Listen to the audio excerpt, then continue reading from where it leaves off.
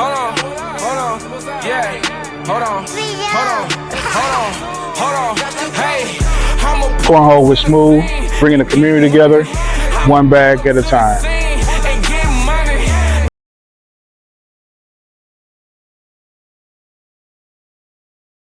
What's up, everybody? This is Jay Smooth with Cornhole with Smooth and presents Smooth Sessions. And today we are here with my boys from 1432, the podcast. Introduce yourselves.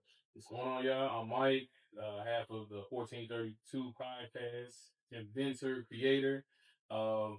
Looking forward to this conversation, man. It's been a minute, and we got some good content for y'all. What's going on, y'all? I'm Josh Gilliam, the other half of 1432. Therapist, life person. I love talking about deep conversations, and I'm excited for this one. So yeah. And today we got a special guest on today. He is a community leader, media producer, preacher, a youth advocate. He also serves as the co-founder and the CEO of EBL, Emerging Business Leaders, my man, Trey L. Scott. Welcome to the stage, Trey L. Scott. I'm running into the stadium, man. I'm honored to be in the space, man. Just glad to be here and to take part with what we got going on, and just happy to be here, man. Y'all some great dudes, man. Y'all got some stuff rolling. Yeah. I'm excited to hear more about it. I feel like I'm almost interviewing y'all.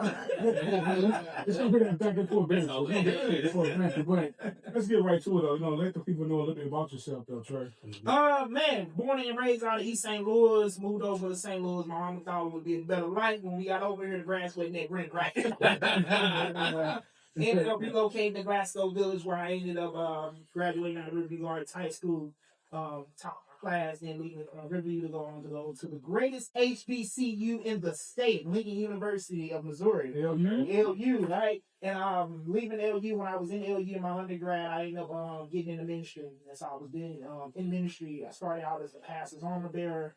From there, I was youth pastor, then assistant pastor, then left the church a little bit after that after tragedy struck my family. And so I ended up relocating back here to home, and just decided, man, when I came back home, there was not a lot of resources that were offered to my city when we were growing up. Right. I tell people all the time, man, when I used to go at home, man, when we used to become growing up, they had the Black Expo downtown. Yeah, they did. Right? Yes, they did. And then when I get back, they don't do nothing like that no more. I got my first cell phone at the Black Expo. Nice. It was a flip phone, but it was my first one, right? Yeah. And I remember we used to go and step perform, man. They had all types of different Black vendors.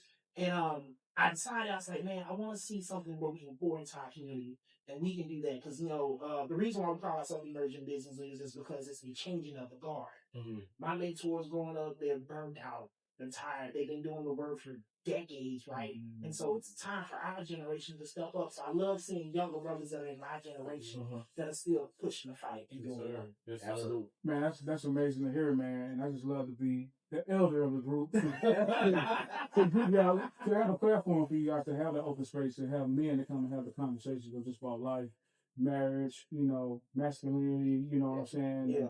Brotherhood, and, stuff like fatherhood, stuff like that, and giving guys some space. But I just want to tell you guys about Trey, because me and Trey know each other, and we met on a podcast. Shouts out to Zoe Vanguard, and he was interested in seeing I was doing something unique with Cornhole, but Cornhole was just that foundation, right? Foundation just to bring everybody together. And I'm still much of a community advocate as just anybody else. I just use Cornhole just to open up other doors for other people and myself. And meeting Trey, he has already started to open doors for me already, and he bought into me, man, and we've been riding ever since, man. I wanted to bring you guys in the fold for you guys to meet Trey because he is a great resource, a great person, just a great man. And I'm just happy to have everybody together. Yes, sir. Yes, sir. Thank you. Yes, sir. And even with that, right? So we just gonna jump into it. Like you said before, this is an interview for you to interview us, and we interview you at the same time. Don't be talking now. Because one of the things that you mentioned when you was explaining, like you grew up and when you went, so you grew up and went to Riverview. You said you was the top of your class. Right? Yeah. So with that, who was there that inspired you, and what did you see for you to like, hey, I'm buckling down. I'm gonna be a leader. I'm gonna show the way to everybody else. And you know what? I'm glad you touched on that because a lot of people don't talk about. And I love my brother right here. Now he's a life coach. And I'll tell you this: I didn't know my father. I didn't know my father because my father was sitting for me and was shot and killed. My brother was probably no more than a year old or so. And so I lived this sense of identity of trying to fill this void in my life for years, trying to understand what it meant to be a man. And when I grow up, when I look like him, well, I have certain aspects or traits like him. And so everything in my life leading into now was me trying to fill this empty void in my life of an absent father. And so what that looked like was I was joining every club. I was president of DECA. I was battalion commander of my NJROTC program, junior and sophomore and senior year. I was president of every club you can imagine, debate, speech drumming debate, president, captain of the football team. And I was looking for all these places to fill the void where I didn't understand what it meant for me to be a man. And so when you say that, I had mentors. So right out the gate, getting out of middle school, going into high school, they had a Bell mentoring program called Man on Business. Shout out to Ernest Brad. He's my mentor. And I took to him real quietly, and I had stuff out. My stuff out. He taught me everything I needed from, working on cars and changing my brakes, doing my oil change, and teaching me how to drive. But as a man, you got to understand, you're going to always continuously develop in traits and places you're being a man. Into my teens, I'm developing into a younger man. To my manhood, I'm developing into being a father. And from a fatherhood, you're going to be developing into being a grandfather. It ain't not one place in your life you ain't going to be continuously looking for space of development. It's I have to remain teachable. And so when you say that, I'm thinking, there was so many. Ernest Bradley, Gus Robertson, he's another mentor of mine. My pastor, Adrian C. Hendricks, second. There's so many men that, poured into me. And what I take from that is that I had places of wisdom to all of, and traits of all of that I can use in my form of leadership. They taught me what it means to stand on business, stand on what it means on my principles, practice integrity, and then to make sure that I was showing up every day, not only to be a husband, because I was a husband at one point. So we talk a little further than that, because I was at my lowest when I got my divorce and went through divorce. And I had to struggle with that. I was a stepfather, so trying to understand that. And fathering another man's child who was in the same place that I was when I was young and was looking for love out of a father that wasn't there. And so when you say that, man, every man that was in my life that stepped up and that was able to be a mentor to me, all of them. I love it. For sure. That's real good. I mean, and same thing, kind of can relate. My father was there, they went there. Same situation, a little different. But at the same time, you always look to who's around you for mentors. For me, it was my basketball coaches. If it was like somebody you hung out with, your mom's best friend's kids. You know what I'm saying? And then just leaning on them and just, even if you don't say nothing to them, you just observe. How they carry themselves, how they pour into you. How they walk. I study body language, how they sit. How you sit up straight, how you talk, how you talk, all that, man. The body language, you don't get that if you're absent. And my stepfather was there, but I also wanted to learn how other men carry themselves. Absolutely. Man, that's different right there. Just what's your perspective on that? So I appreciate the fact, because I appreciate the fact of how you recognize that you were trying to fill a void, right? That's super important, right? Because a lot of men don't recognize that. While we're going out here, we're accomplishing, we're doing all this stuff, like we're mentoring, all this stuff. We don't recognize why we're doing what we're doing. We can really mess around and harm people, right? And so I appreciate the fact that you recognize this immediately, right? Like, I've been trying to fill this void, so therefore I can do this better, right? Like, I'm not doing this out of recovery. I'm doing this out of, like, I'm just trying to help y'all, right? Because both are needed, right? Like, obviously, like when you grow up with a father, without a father, or like lack of a father figure, because I can say the same thing. Like, I didn't grow up necessarily with the greatest relationship with my dad. So for me, I had to get out the mud, essentially, right? Learn what manhood means and learn all this other stuff until I ran into my mentor, who was like one of the founding fathers of Christian hip hop. Right? So ETW, End Time Warriors, he was Big Free, Mike Hill, right? So he essentially at 18 or 19, he kind of taught me the way. Like he kind of taught me what it means to be a man, what it means to be, you know, an eventual husband, right? Like he did my marriage counseling, taught me all these things, and that's not something that I can replicate to anybody, right? Like all the knowledge that was dropped into me, and so essentially what I'm saying to you though is I'm glad that you did find mentors, you did find people that are able to pour into you, because essentially you are the person that's pouring into people. So you needed all the skills, all the teachings, like all that stuff was super important. You know what I mean? For sure. Yeah. It took me it took me some years, man. It took me some years to understand that. And you know, it's detrimental to your personality, but not only that, but your future. Mm-hmm. Take a young man at 14 and you're willing to be susceptible to anybody's influence. And so that could have been any which way. I could have been learning from the streets, or I could have been learning from the right people. And you're a sponge, so in a sense. And so you're soaking all that knowledge in.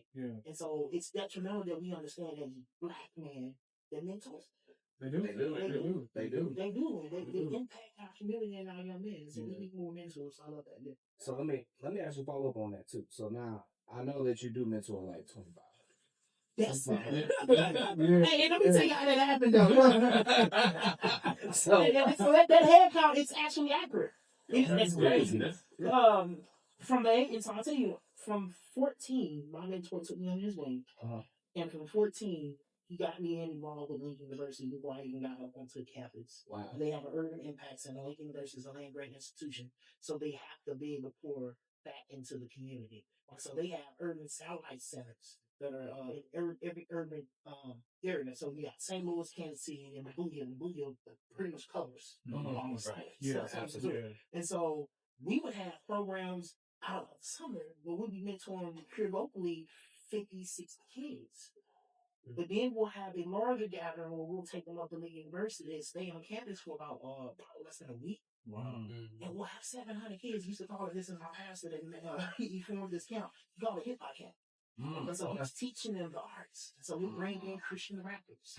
He'll bring in artists. He'll bring in poets. He'll bring in graphic designers. And so I'm in summer camp teaching other kids and mentoring them. And so we're learning how to edit videos and scheme videos. That's how I'm learning how to good on content. So we're learning how to teach them through rap. And so they get that for about 4 or 5 years. Wow. I'm 14 freshman going into high school. From freshman on up to about 25, I was at there every summer. So I'm mentoring 700 kids every summer. So on top of that, I got another program where we teach them absence education throughout the state of Missouri. Take that now. That was another couple 800 students every summer. We impact big word. We impact students. So I've been doing that. And take my youth ministry on. I've been doing the youth over there all the time. I was lost count. I lost count. So that's big. That is huge, and I'm glad that you do it, man, because we do need it. Especially how society is going. So let me ask you this: what is one thing that young people need most right now? That's a deep one. That's not talking about. That's a deep one. Three parts to that, man. It's so much to that. And I'll tell you the first thing out the gate that is absent right now because we have young parents and people don't understand that we got babies raising babies. I was looking at a video the other day and we don't have the morals there anymore. I was looking at a video the other day somebody posted on Facebook and the mama trying to protect her daughter from a gang of people, right? And they started jumping the mama. Middle school kids. Middle school kids. Jumping the mama. The mama. Where's your respect? But you just said something though. They don't have the morals. It's not at home anymore. No. It's outside of the house now. These kids are being raised by other kids outside the home. You remember at home, the neighborhood raised us. It was your mom, it was your father, whoever else, grandma, whoever else, aunties in the house. And outside, people go out the street. Everywhere. When they go outside, you got 32-year-old little Mike. Go do this, go do that. It's okay. Look, I was getting in trouble in school. The whole family coming to beat me. And that's hard. They taking turns. You did what? You did what? I'm on my way over there. And so that's one part of it. The other part of it is absent love. Talk about it. Speak on that. So when I speak to that, they just want love. All this attention seeking, lashing out is because they're not receiving the love or attention they needed from in the household. And so we can restore the head of the household, which is going to be the black man. Yes, sir. We don't have that. We have it like when we talk about these absent fathers, and that's not their fault. A lot of that is through the system. Yeah. Then we talk back into the Lynch method. We talk about how that happens, and then that psychologically has been passed down through generation to generation. The light skin against the dark skin. The field nigga against the house. And then you remove the father who's the head of the household. Now we take it back to biblical sense, and you talk a little bit more into that. It goes God the Father. And then you talk about the wife, and then the kids, right? He's the head of the household. He gave them dominion on the earth. And so it comes under the umbrella there. And when we remove that, and when we got women that are having to step up to be the fathers, that are having to step up to be the provider of the household, and then you got the man coming back into the household, and he's just sitting up playing the game all day, not working. You can't respect him as a man. And so you're diminishing masculinity. And so now you don't have the image of what it means to be a black man anymore, or black male. And so what does that look like for the young black boy that's in the house sitting there looking for the love from a father, but he ain't seen it? Don't even get me talking about bitter, people that have been dealing with generational curses passed on down from their families. Mama was mad. Now your mama was mad. She was abusing you, and you talking about who touched you and what church, and now y'all ain't dealing with it in the household. And then when you get there, now that's passed on down to your children, and you don't believe your children and it happened to you. Now you got strangers coming into the household every other hour of the night. It's a system to it. And the only way we get back to it is if we restore the love into our houses. The only way we get back to it is we restore the leadership within our communities. People lost faith in the churches. They lost faith in our community leagues. They lost faith in our politics. And if we want to get back to restoring what we look like and what it was, it starts with us. It starts in our house. Right. It's just a blessing for you to even, for me to even meet you, right? Because this is something we talked about. We had this conversation before. And for you to be in this space right now saying what you're saying, it means so much to us because it's what's needed. And you're actually doing the work. And we want to do the same work, right? Yes. And have you as a leader and doing the work, we can't do anything but go up from here, right? Because it starts from us. Because if we don't, we can just talk about it all day, right? But if we out here doing the work, it's going to change lives out here. And it may not change every kid's life, every young boy, young man life, young woman life, but it's going to change. One, they're going to tell another one. They're going to tell 10. They're going to tell 20.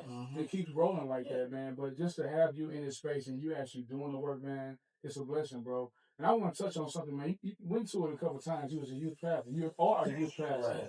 I was in there. I want to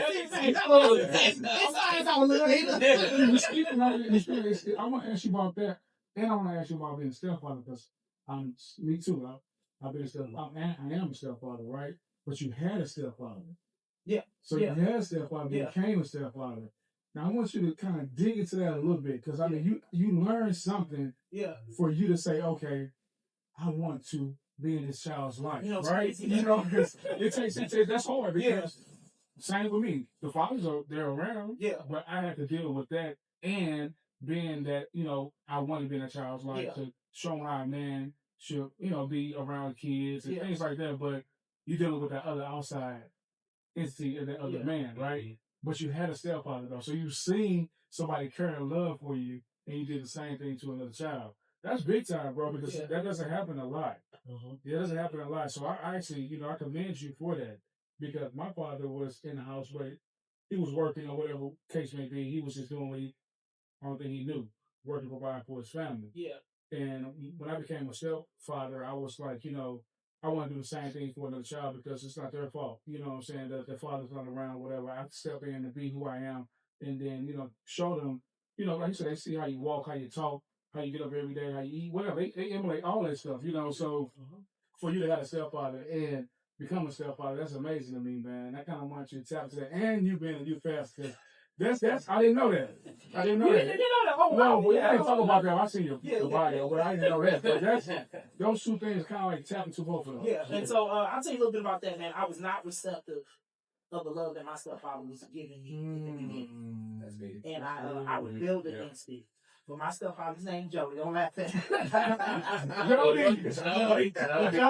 Joe Simmons. And he came to my life when I was 7. And immediately I just thought that everything was gonna change. Okay. And that he was there, even when my younger brother Orlando was born. My mom talks about this all the time about how I went to school the next day and told my teachers, "My mom ain't gonna love me no more. She got a new baby."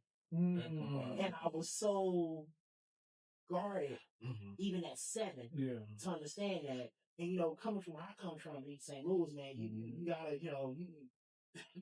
you raise a different type of we were a different breed over there. My mama, she had 3 boys, and at the time when she was raising 3 boys, she had one on her hip, the other one in her hand, and the car broke down. And I remember my mom had to put me on the bus state at 7 to get me to school. Wow. And I didn't know that she told the bus driver of the bus state, this is Metro lane, can you watch him and make sure? I had to remember everything she told me. When you see your school, pull that line at 7. Imagine this at 7. Wow. And I remember my mom for everything she's done. She's poured and put so much, and she loves all the accolades, but she sacrificed so much. Yeah. Both of my parents did. And so when I think about my stepfather, I didn't understand the love that he was giving me until I had to understand it for myself as a stepfather. Yeah. And I'm grateful that he was so patient. Yeah. Because a lot of men are not patient. At all. Right. And he taught me so much. I would ask him questions, and he was just so knowledgeable. I asked him about this and asked him about this, and he had such a wide background of just lived in Vegas for some years. Wow. He's a culinary chef, and so he can cook whatever you think you can imagine how people cook it. So he was cooking for the football games. He'll watch the Super Bowl, and I'll sit there asking him questions about this and asking him questions about that. Anything you think he needs to fix, he can fix it. Wow. To this day, I still call him like, hey, something's wrong with my brakes. I just changed my brakes on my Mustang. Richard was sitting right there with me. And so he's sitting there with me changing. He's like, no, he'll do that right. You do this right. You do that. You do that. And I commend him because I wouldn't be the man that I am today if I didn't understand the patience that he poured into me. That's a blessing. And so as a stepfather myself and getting older and getting married, and I would look to this marriage and understanding that I had this boy that was in my life. And, we're going to be, our lives are taken. And so I was like, man, I want things to be different for him. I remember how he was lashing out in school, and every day he would get a call talking about how, he's just fighting other kids. Lashing out, I'm like, what's wrong? I remember we had a conversation, and he was about like probably 5 or 6 at the time. We go downstairs into the basement. I'm at the church. And I have a conversation with him. And I looked at him, I said, do you miss your dad? And he broke down crying to me. Wow. He shook his head, yes. Wow. And I was like, you mad at me? He's like, yes. All I can do is just sit there and hold. That's it. Sit there and hold. So, speed forward, I ended up marrying his mom. We ended up going through a sticky divorce. And to this day, I love it because I was there for every game. I was coaching every game. I said, you want to do basketball? Let's do it. I'm going to teach you. You want to teach you? We're going to get out there. We're going to look for part. He'll remind me. It was our way of connecting. We'll watch games together. Coach, do football. I said, well, now you doing football. We need to do something off season. Let's do track. His football team just won state. That's the football team just won state. And so outside looking at, I'm just so happy for that. Because I can remember those days when he was a little boy, he was dripping and running, and he wanted to play football and basketball. And so you take that, and I go back to what I was telling you earlier. If we just restore the love that's missing in our youth, because we don't have it as assets. And so it took me a while to understand that as a man, but then it also took me to understand that as a youth pastor. I had kids, parents wasn't at home. Kids, parents who were strung out. Wow. Kids, parents, groups, families, right? Families, that were going through things. I lost one kid to a tragic accident that died when he was 5 when I was in youth ministry. Wow. I had to go to that funeral and speak at his funeral. Wow. I remember this. I remember, man, look, we don't get in the band. I remember I had a mentor, Gus Rice. And he did the same thing to us, but it wasn't in youth ministry. And he sat out the school program. He would pick us up from every school. We were in every school district. Hazelwood, Riverview, Northwest, Academy. And he would just go pick us up, man. We'd go to the center, just kicking it out a good time. Wow. The time, he didn't have no kids at the time, but he knew and understood that, these kids needed a place where they could just decompress. And so I knew when I got in the youth ministry, I wanted to be like that. Where I had a safe space for my kids where they can decompress, come away from the horrors that are actually at home. And have a place where they can come and just vent, talk, Yeah.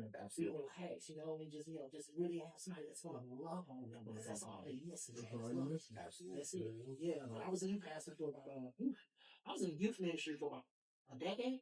Wow. Okay. Yeah, so, Okay. yeah, I was in youth ministry for about a decade, man. Yeah. Yeah. So I've been doing it quite some time. So it's not really no surprise what you're doing now.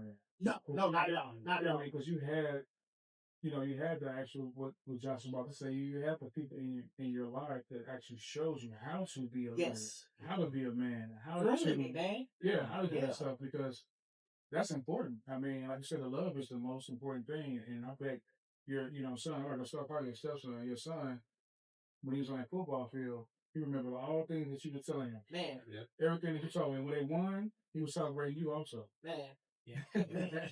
But that's real talk, man. That's a blessing, bro, man. Bless you for that, man, because that's big time, man. Because anytime I hear another black man that is a stepfather who's raising up, somebody else's child, man, it's not easy. I tell any man, it's not easy, but it's fulfilling to watch that boy or girl grow up to be a successful young woman or young man, and you did what you're supposed to do as a man. I appreciate that. So I appreciate you for doing that, man. So blessings to you, bro. Blessings to you. Mike, I know you got some questions. Yeah. So I wanted to ask you this, and I know you talked about like you had to recognize what your lane was.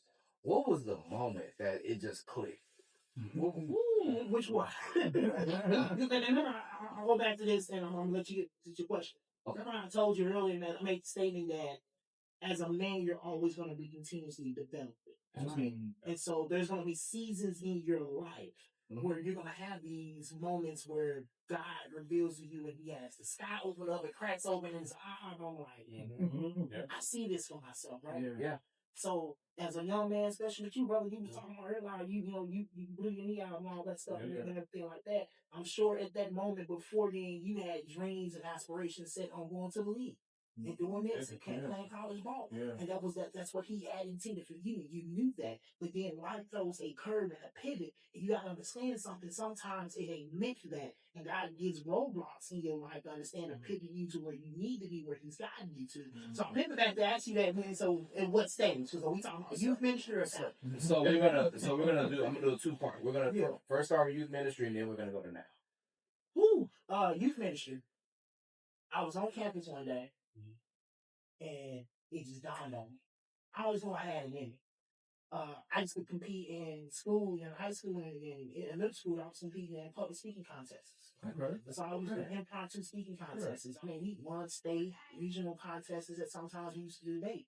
And I've always had this notion where I was a little too preachy. I would even have judges tell me, you're too preachy. I would have judges tell me, like, you got to dial it down some, dial it back. And I'm going to tell you this for anybody else out there, and I want y'all to understand this. Never dim your light for anybody. Just you know what I'm saying?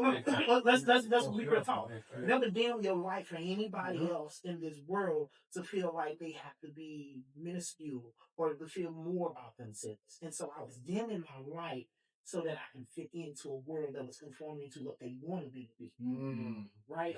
And so it wasn't until reality set in that this is who he made me to be. Yeah, absolutely. And I'm going to walk in it. And so if I'm going to walk in it, let's do it full force. And so I'm like, man, you know what? I can do it. I am rich. So I'm like, I went to my pastor and I went to his office and was like, man, I think I went to the mission. He's like, I already knew. I was waiting on you. Wow. I already knew. I was waiting on you. Yeah. And so that was the first part. And you said, what was the other part? The other question you had, the two part. So the two part of it was, when did you realize that leadership or what you are continuously focusing on right now with the EBL and things of that nature? When did you figure out that was the moment? When did it all click? Whew. It's I was going through the motions. I lost my brother to gun violence outside of LA Fitness a couple years ago. Sorry to hear about that. I appreciate that. And so both of my brothers were struck down. One of them was shot and killed instantly. Another one, my brother that was shot and killed instantly pushed my other brother out of the way. And he ended up getting hit a couple times. And so just going through that tragic moment and understanding how I had to step up to be there for my family, I even had to be with y'all my own brother's funeral. What? Yeah. Goodness. Now, when nobody else called, no, why not? I've known them since he was a baby. You can tell it. Yeah. You can tell it. Yeah. I can tell this story more than anybody else. Yeah. More than anybody else. Yeah. But to keep that composure. And so after that happened, me and my girl at the time, I'm going through a divorce. I'm so I find out all these other things about life. End up, having to depart from church a little bit, come back home, focus on home, and just get my family together. And so when I finally got myself together, when I got back to me, I even lost my faith at that point in time. So I'm questioning that. So I'm like, all right, well, I'm gonna get back to doing me and figure out what he was. And so I was like, all right, where do you need me to? And sitting down and say, I want my brother one day. So what's that look like? I was working for you all for about 12 years as a general manager. I got tired of making money for the other man, and I'm understanding that he's cultivating me the whole time in the midst of this. Why I go do what they're teaching me in corporate America and do it for myself. Any one of y'all can't do it. Any one of y'all can. And so why make them money in billions of dollars and all that? My store is bringing in about $50 million. I'm running 14, 15 employees. I have 3 warehouses, a multi-story building that's 1,500 units or so, another outside, couple hundred some units, and I'm working 60 hours a week. Wow. So you know what? I'm taking my stock, going by a box truck, start my own movie company. Take everything they taught me. You know what I did with that movie company? I called it A&O Movies. Aaron, which is my girlfriend at the time, Derek Wilson's brother, who she lost to Trump driving at an early age. Wow. And then O, which stood for Orlando, which is my brother that I lost. Yeah. Oh, wow. And so what we did was we started a movie company that was going to honor their memory and everything. And so we said we're going to partner with every young black man we find and get them on the streets. Yeah. And we're going to teach them hard and soft skills. Teaching skills that they ain't going to learn on the streets. And I ain't talking about brothers that are in high school right now. I was talking about the age gap about when they graduate. Yeah. They got this big gap between 20 and 28. Yeah. And they still learning to find themselves. Trying to figure themselves. So how you working out at Amazon and all that. I'm just like, look, take my brothers. My brother best friends who were like really close to me. Fred and Danny and a couple more of them. Took them on my wing. And we was rolling. Boy, they going jobs over to Texas. They go to California. Now they go we booming, business booming. But at the same time, it's telling like, what I'm going to teach you is how to run a business. What I'm going to teach you is how you go into these rooms and you can talk and you sit at these tables and present yourself and switch it off on. Let me tell you something. The first large job I got was a $50,000 job, and it was for my alma mater. It was for the university. Wow. And they called us up and told me, hey, come on in. I got this bid here. I want you to place on the bid. Come in the room for the people that was like, professors. Right. And I'm just like, you sure did with the Lincoln. I'm like, as I'm sitting there, I'm Lincoln right there. And so as I'm sitting there, they took my old dormitory that I was in freshman year, and they wanted to remodel. They just finished the renovations. They just opened it up. They want us to clear a 10-story building from ground up within less than 3 days. Wow. You know what I did? So I needed a 15-man crew. Who do you think I hired? Every black man that I know that was in our company. My stepdad out there, my girl's dad out there. Let me tell you, my cousin out there. You know what I'm saying? You know what I'm saying? So it's important to your own people. Yeah. And so we got 15 brothers out there. Yeah. We out there 3-4 days in a row. We got 2 or 3 5 U-Haul 26 box trucks, and we cleared that thing out. All my brothers got paid about $1,500 to go ahead and do 3 days worth of work. Wow. You can't do that in 2 weeks. You can't. Right. You can't do that in 2 weeks. And so when you say that I wanted to honor my brother's legacy, and then doing that, and when I figured that out, I was having these problems where I couldn't, and roadblock. Like, people will gatekeep when it comes to business. Oh, yeah. We'll talk about a little bit more in business. And so I was like, well, how do you get your insurance through here? Who do you go for there? I paid $300 to go and register my LLC. I didn't know at the time that you would pay through the state and $50. You can be your own registered agent. But at the time, they got these doggone companies out there, false advertising. Pay us $300. They do the same thing. Yeah. And they paying you. They get all types You know of what I'm money on there for it. You know what I'm saying? Something I'm like, I know what I paid. We paid the money. I'm like, I had a brain like, I had a brain last. So I'm sitting there day after Christmas and I'm typing up the business and I'm writing all this out. I'm like, girl, we gotta pay this. Let's pay this right now. I don't care. We need to get this business registered. And we registered that business. I think it was 2023, the day after Christmas. And it was that day we registered to get that business started. But then I sitting at the table, like all businesses started, they started to catch a table. So I'm talking to my boy Donald Tice, who's the co-founder, and Chris Gary. And I'm like, hey, you know, I'm starting business. And Chris is in IT now. He's at school doing IT work. And he's like, I can develop your website. Cool, we'll get you on my website. Thomas over the road truck driver at the time. And so he's telling me about, you know, how to get my key and C number and all that stuff like that. And I was like, you know what, man? Maybe we can just bring together all our friends in a collective and everybody that we know that own their own businesses. And quit trying to have all these people that are gatekeeping and withholding information and charging us for information. And come together as a group. So I did. I got a couple people. The guy that was making my shirts, I went to school with him. He went to Riverview. I met him at Open Concept when it was open. We had Open Concept. Open Concept. Boy, I better stay home tonight. I did. I did. Boy, look. It's like they spiking them drinks. So we met him at Open Concept. I said, man, you got a graphic design business? Yeah. I got an idea for a business. You think you can make me a logo? Make my logo. He made my shirts. Make my hoodies. Guess what? He was out there on that job that we got for Lincoln. Really? Paying him. Scratch my back. We out there in his shirts, in his brand that he made for us. Wow. And so that's full circle. And so you take that and I'm like, man, you know, EBL was formed because it was a conversation about I got sick and tired of lack of resources in our community. Yeah. I told y'all about the Black Expo. He was like, you know what, forget, you know what we're gonna do? All my group of friends, we got together and we said, you know what, we're gonna form our own expo. And so we did November 4th, our anniversary just came up, 2023. And that expo, we had about 50 vendors and 150 people came out. Wow. And we learned a couple of things, but it was great. It was massive. Yeah. We had workshops, people giving out motivational speakers coming in and talking. People got their businesses signed up that day. Yeah. And we talking about, we can do this. I had a brother that went to school, Donald James, who's supposed to be here. You gonna talk to him? Yeah. He's a photographer. Yeah. I didn't know he was a photographer. I was like, cool, you can bring your camera. Machine, you make us some flyers, and then, you know, Chris, you work on the website and all this thing, and we gonna come together. Yeah. And you know what's crazy about it is, I pour them back into each other. Absolutely. And maybe sometimes maybe I might not have it, but that's cool. It's a monitoring system. So what I'm about to do, you scratch my back, I'm gonna get you on another job. And so we started forming that. You know, we came together and we had that. He was like, I think we can do this full time. Yeah. And so from there came all these other programs, and from there birthed just from the conversation. Like, you know, hey man, we don't need to have anybody else's table. That's right. We can build our own. You got your own table. Yeah, man. So that's how they got it. That's how they got it going. Yeah, man. That's amazing. Yeah.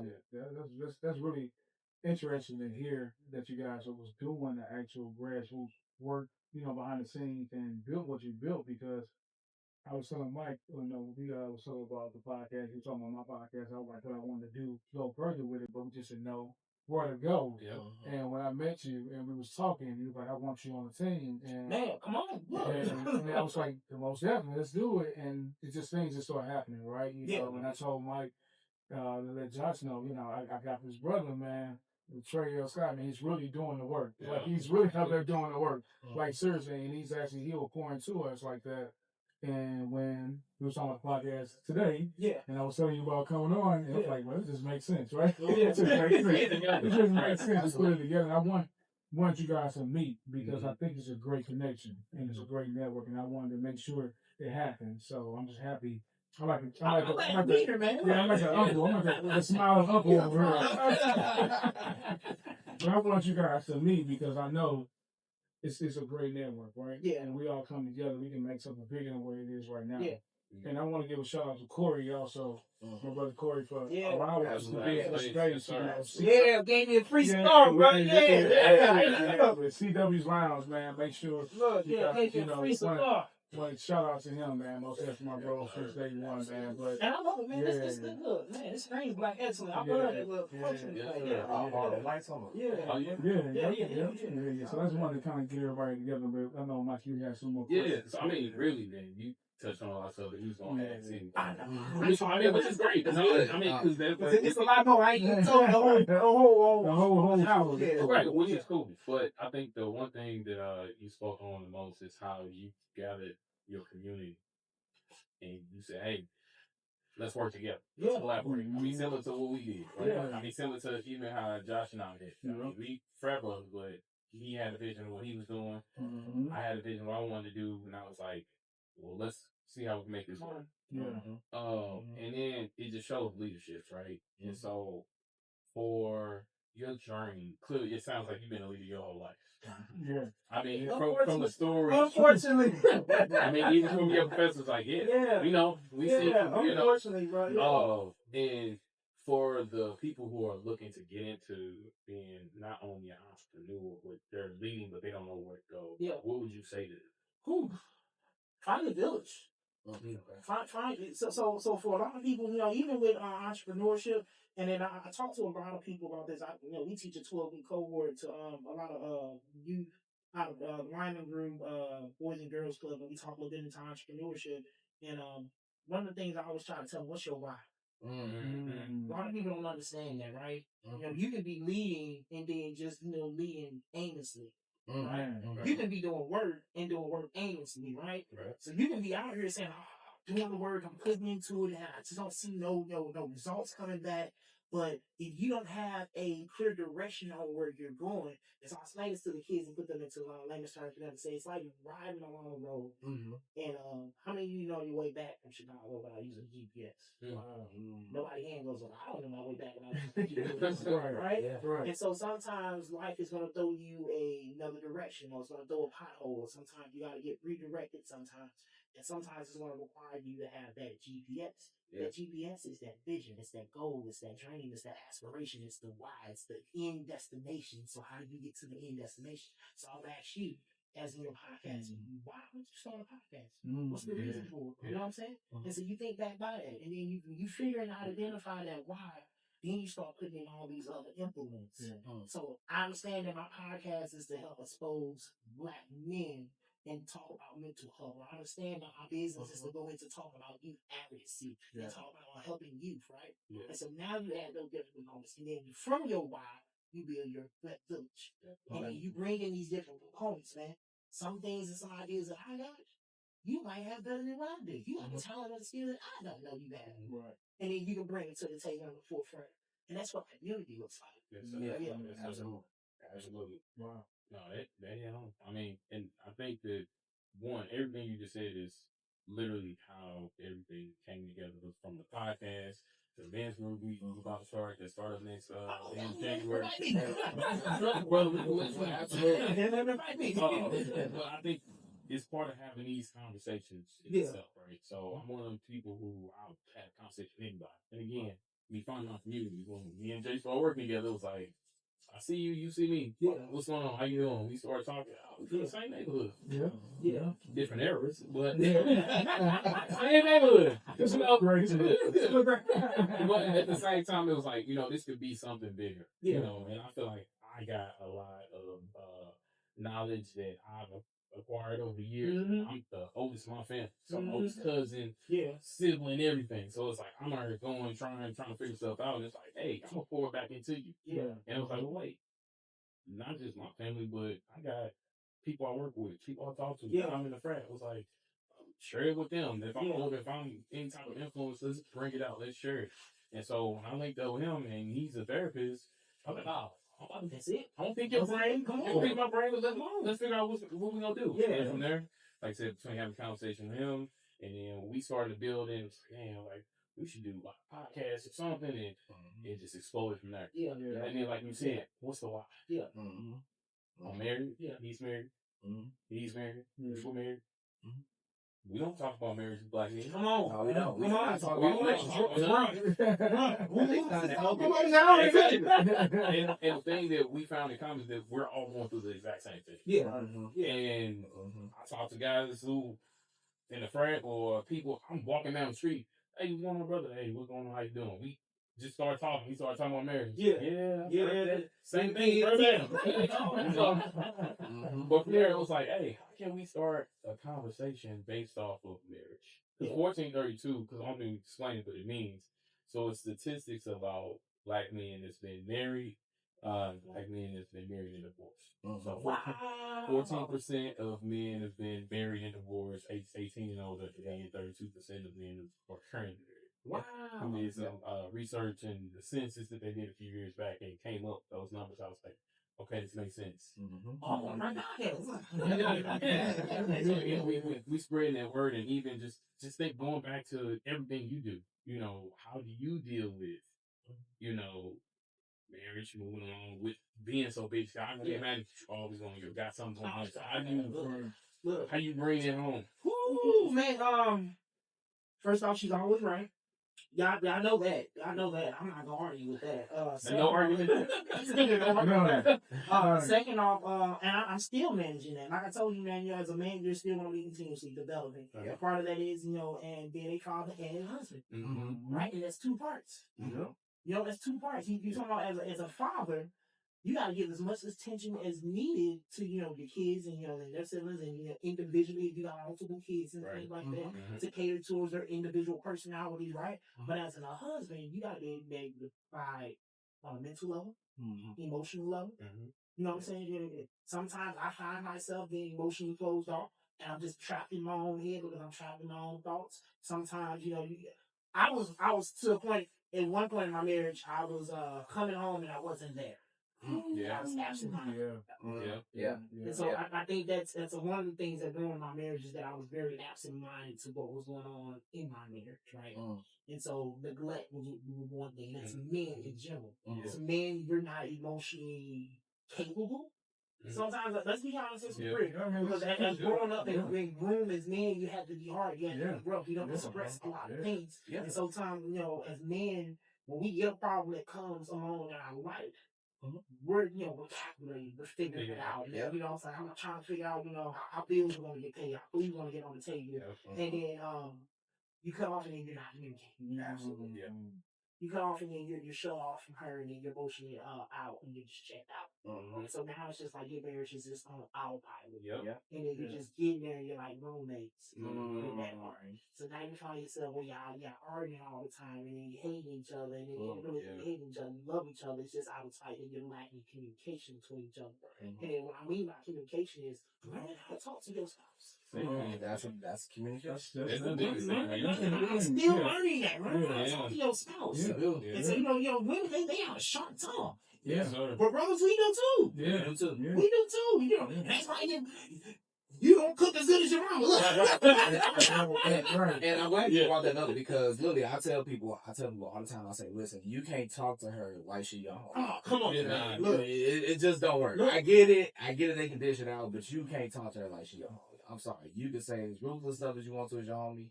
You can say whatever you want, but that knife is a little deeper when you're talking about Man, I found myself, man, like I said, I was on autopilot and just trying to figure things out with life, and then you're trying to juggle everything outside the house.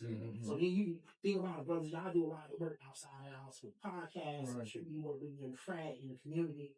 You juggle that on top of work, right? So that's a lot. That's a pressure. And then don't let you be, you like you said, you the oldest of, all your generation. And so not only the pressure of work, community, family, you talking about with your family. So you got your siblings, your mom, your cousin, they going through. So now you got to be there for them. And so emotionally, you checked out. And so that's a two-part factor. You got to find you something, and if you ain't got it really, you let your wife know and get upfront. I just need you sometimes to be a little more soft and be patient. And you can do that with, that's all I need. I need a safe space to come home and beat my peace. Well, Denzel vibe, they go around talking, you still promise me peace when you leave. You guaranteed peace. And so that's all my brothers are looking for, man. At the end of the day, man, I don't want to argue with you. I don't want to get through the door. Or I get through the door and you give me the side that what's wrong? I'm giving you a kiss and you trying to dodge me and all this. Man, I ain't trying to get that, man. Come on, look. Kids having to see what you ain't. That's very interesting, man. Like I said, me being a little bit older, being married, see what you guys are saying, you guys get it, right? At you guys' age in your early 30s, right? You guys already understand how marriage works, right? First of all, you said communication, but having this space to have conversation with other men about marriage. We didn't like you say, we didn't do that. I didn't do that, talk to your brother, one of your brothers, something like they going through stuff, but it's nothing like outside of your families, right? You got other brothers who are actually going through stuff, you can bounce off stuff and have those conversations, have a real conversation with it, right? But you guys are having this conversation now, man. It's amazing to me, man. So, it reminds me of that episode with King Pill, and they outside and they talking about their wives and they looking around and see them. So I told her like, But to have those open conversations helps your communication when you get home. I do. Yeah, They do. yeah. You know what I'm saying? It's just that it Seriously. really helps that. Because Communication, like everything. everything. Because when the girls have their girls' nights and stuff like that, They talking.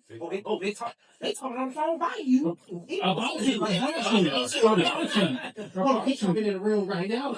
About you, but we're not doing that, right? Yeah. Oh no, I ain't talking about my marriage. No, Yeah. you need to, because you need to release those, those stressors or whatever you're going through with another brother or another man who you can confide in. Because if you don't, you just bundle it up and then it comes out the wrong way towards your woman, towards your kids, towards your family, everybody. But having this type of space is important, man. So And I got a group of brothers, man. We've been boys since middle school. that's what's up. 7 of us, and they all do their own things, man. Chris Perry, Quintez, Tommy, Kendrick, Dominic, who's one of the co-founders, and a lot of them sit on our board actually. And I don't know if I can leave it out. So everything I've been doing for this all day, they've been behind the scenes. That's awesome, so they've been working behind the scenes. And so when I went through my divorce, they were the first ones that do it with my mom. Packing my bags, told me, get me out the house. Because if I wasn't, I don't know where I would be right now. Because to have boys like that, pull up and I would call and say, hey, don't worry about it. I was living in Just City at the time. And so one of the boys, he drove up 2 hours away just to come get my stuff, pack my stuff, and get me over into a hotel. Wow. I sleep on his couch, but have that brotherhood. It means a lot, man. You know what I'm saying? It means a lot, man. Needed and necessary. So I want to touch on something real quick because we just talked about having this space, right? I had a conversation working with NAMI STL and facilitating conversations about mental health last week. And one of the things we talked about was how when we are going through it with our person or whatever, women they get together, they hang out, they talk. Men kind of just sulk and sit there by themselves. Maybe they talk to one person. But in those moments, not only do we need to have a group setting so we're talking, but we need people that's going to make us be accountable for what we did. Correct. We need to look in that mirror first before we start pointing at fingers saying, oh yeah, she did this. It's like, yeah, but bro, like you said, you came home, you didn't talk to her, you didn't kiss her, you just look past her when she's trying to talk to you. You got the wrong people. Right. It's like you gotta be around it. Yeah. And then you want to touch on it later. It's like, it don't work like that. So like I said, you emotionally unavailable. I'm not trying to lie, man. My boys, man, they hold me accountable for everything I do. We bump heads, we argue, and we fight like we brothers, man, and we come back and we love on each other, man, and he tells me, you should have did this different. You should have said that differently. You should approach that differently. And, I can call him in the midnight hour, man. So I'm like, hey, man, I'm just not feeling it right now. I don't understand what I'm doing wrong. And he'll hear me and listen. He'll sit there with me for a minute and listen to me. And he's like, well, man, think about what you did, how you said it, and how you approached it. I know you. And so have those accountability right there. Everything. Yes, sir. Everything. Yes, sir. Absolutely. That's real. Man, that's what's up, man. Yeah. And the one thing you said about looking in the mirror, right? Because sometimes you look in the mirror, you run from yourself, right? Yep. And just understand who you are as a man and look in that mirror and face those things that you know that you've been doing, or accepting the fact that, okay, I may need to do this better, right? But when you get to that space when you're doing right and you look in that mirror, look at yourself like, you know what, I did all right today. That means a lot, to yourself. Because like I said, accountability is a big thing for us in our community anyway, so just being accountable for yourself and being accountable for other men around you too. Sometimes you have to take the other one by the bootstraps, like they say, and say, hey, no, man, this ain't right. This ain't right. And we stray away from that because so much stuff going on. We don't want to get involved with stuff. But sometimes you got to be, because it's like you said, that stuff, that's the same thing. You jump in another kid's life, man, and you're going to go through the trials and tribulations with the other man every day. And maybe sometimes a woman. So it's like, it's very important for us to really appear as men. You know what I'm saying? Not no representative. You need to come in as a man and show that you are a man, and so the kid can understand what a man's supposed to be like, especially a young boy. And like I said, showing that love, like that's the main thing. But we do got to show love to each other, man. It's like men in general, man. We don't do that. We don't. I was telling Mike one time, man. I was like, I was at Foot Locker one time or whatever, and just speaking to another brother, and he just said, "You changed my day." Just saying hi, how you doing? Because we would walk past each other. Like for what though? For what reason though? We don't have a reason for that. It's just because we've been conditioned not to have those. Like just saying, "How you doing, brother?" Yeah, you gotta have a long conversation. You just say, "How you doing, brother?" And let it go. He could have been having all day. He could have been having a hard day. He heard from another brother saying, "How you doing?" Yeah. To change his life. In that moment, I see you. Yeah. In that moment, I And see part of that, what we fail to do and realize is that we try to ridicule right off the jump and not establish the relationship. Yeah. You know what I'm saying? Yeah. And so what we have to do better as men is show accountability for one, but two, show up. Man. Yeah, gotta show up. You gotta show up. So if a brother's screaming for help, Yeah. drown him. Yeah. But we more worried about, everything. Even if you get 25%, you just call him, man, just hear him out. Yeah. But we don't establish that relationship. How is he going to be receptive to any criticism? No, that's true. Right? And so these spaces like this, especially with this podcast, what you're trying to do is we're building that rapport so we can break down those barriers and walls. And then we can get to what really is at the root of the problem. Yes, sir. Absolutely. 100%. 100%. That's definitely. So yeah, we appreciate you. We want to do a couple rapid fire questions with you. What's up? Okay. So if you could do it in one word, what would you say your purpose is? Leadership. We appreciate that. That's good. That's right there. So, what about if you wanted to say who's gonna move or your brand is growing? What would be the purpose city for EDF? You cannot name cities. Well, we can already. What a city. United States. States. Oh, Globe. I like how you Hey, outside the box. scaling down. That's what I'm talking about. There needs to be Outside the box. in every city. Yeah. In EBL, there needs to be somebody mentoring, pouring into black men and black women in every city. Yes, sir. okay. Absolutely great. So the next question is, and the last one. So what book changed your life? Who I don't want to be biased to say Bible. That's very. Yeah. Ooh, Seven Happens. Effective Leader. It's that one. It's gonna happen. It's so many of them, man.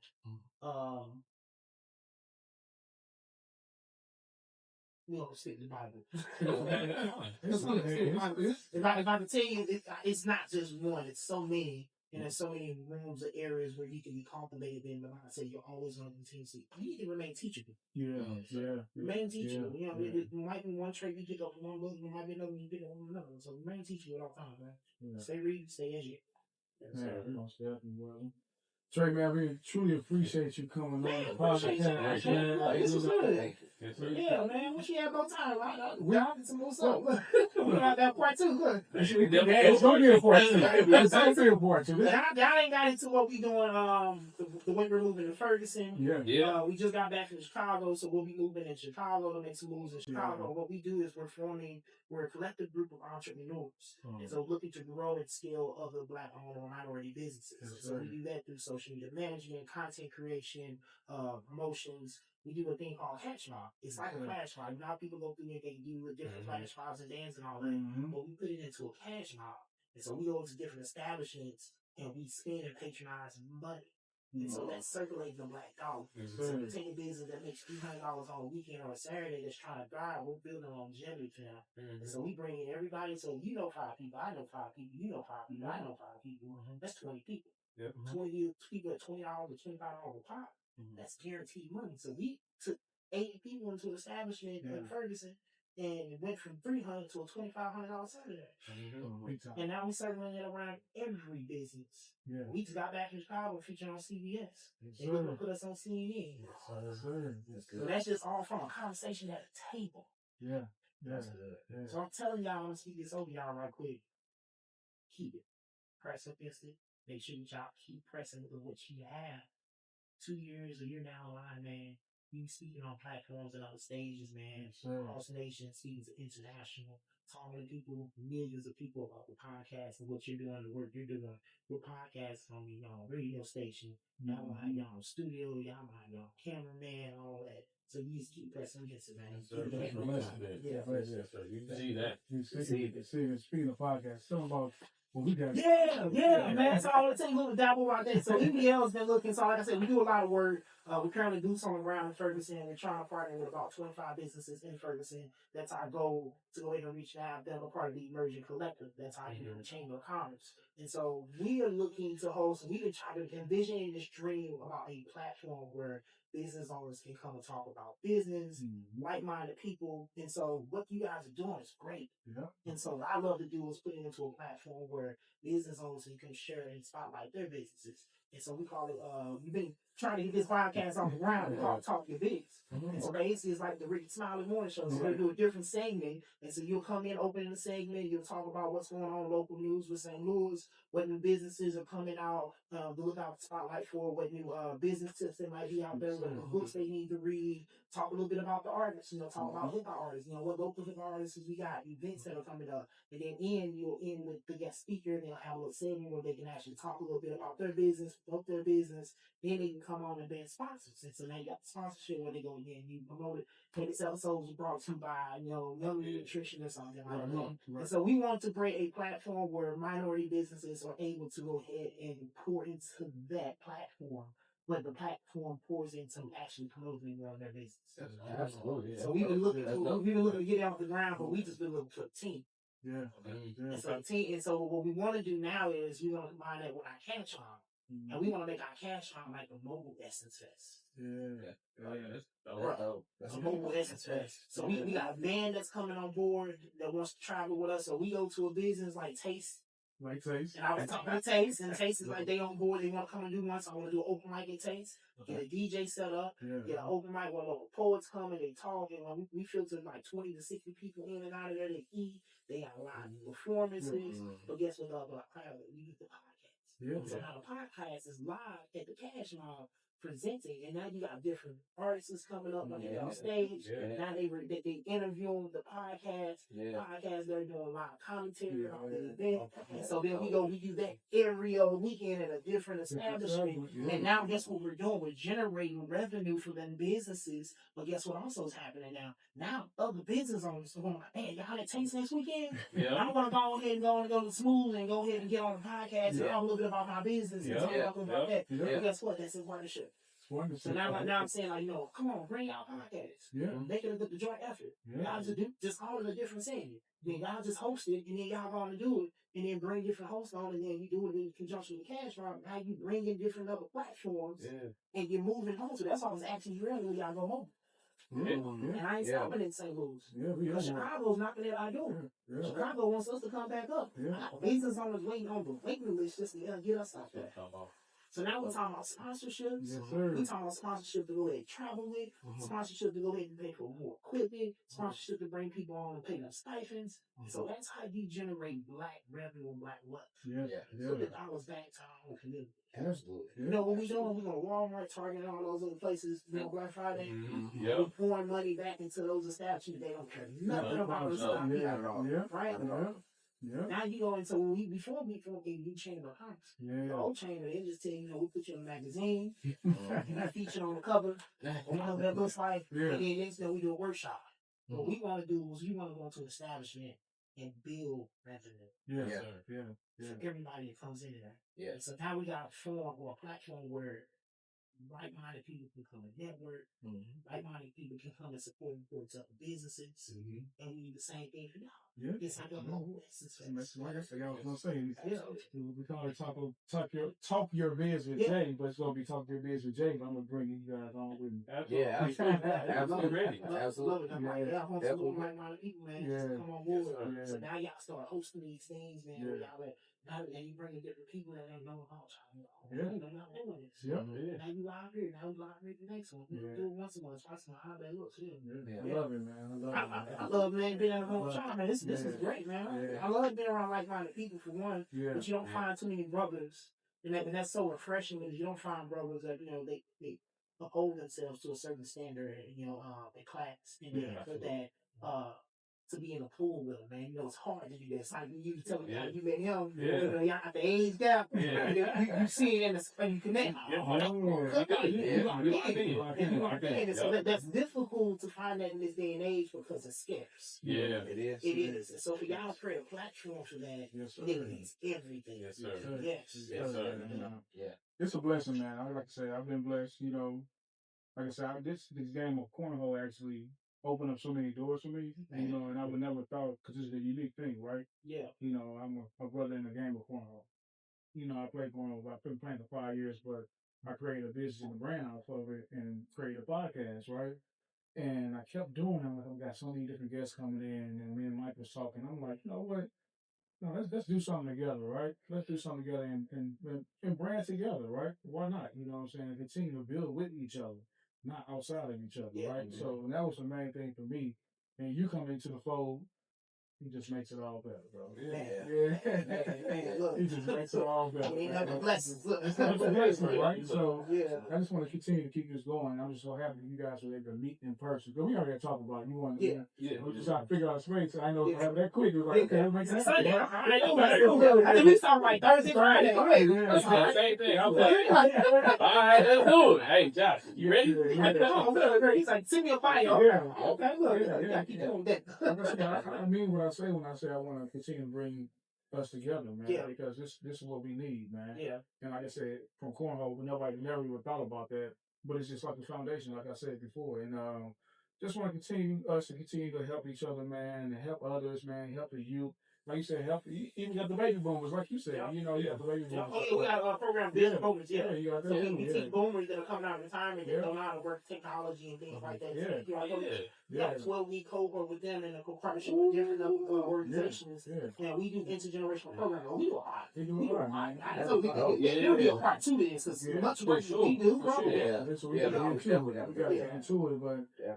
we truly appreciate you again, man, coming on, Trey, man. And Yeah. tell everybody where they can find you at, man, because you got Go ahead. I got a lot of stuff. I got like 11K on TikTok, so y'all can follow me on TikTok. I'm trying to grow it. They call me the TikTok preacher. I'm Trey L. Scott. You can follow me on all social platforms at Trey L. Scott and Emerging Biz _STL on Instagram and Emerging Business Leaders on Facebook, YouTube. Hey, we just got awarded the Emerging Power 100. Power 100, Yeah, so we just got awarded the Power 100. So we'll be at the gala this year, and we also got another couple accolades that just came through. Emerging Business Leaders is growing fast, and man, we partnered with about 50 business owners throughout the city of St. Louis and Chicago, and we got about 15 members right now that are sitting on the board. We're looking to grow, so we want to know if you want to be a part of the team, man. Get on. We'll put you in the game. Come on and join us. Yeah.